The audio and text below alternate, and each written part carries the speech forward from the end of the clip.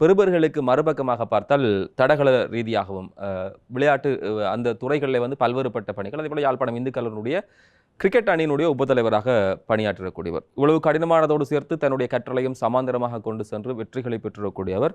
பெறுபர்கள் பின்னாக இப்போது மனநிலை எப்படி இருக்கிறது? எனக்கு வந்து மிக சந்தோஷமாக இருக்குது. எங்களோட பெற்றோரும் வந்து நல்ல சந்தோஷமாக இருக்குது நம்ம இந்த ரிசல்ட்ஸை கேட்டு.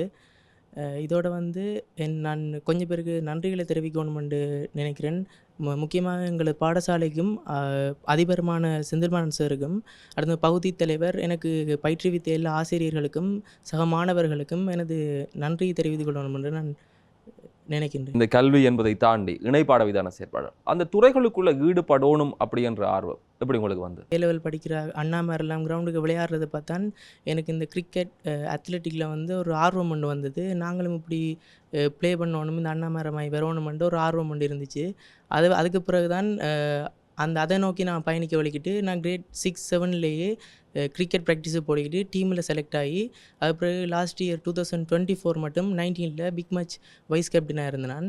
அப்படி அது மாதிரி அத்லெட்டிக்கில் வந்து ஹவுஸ் கேப்டனாக இருந்தேன் நான், அத்லெட்டிக் கேப்டனாக இருந்தேன் நான், இறுதியாக மாணவ முதல்வனாகவும் இருந்தேன் நான்.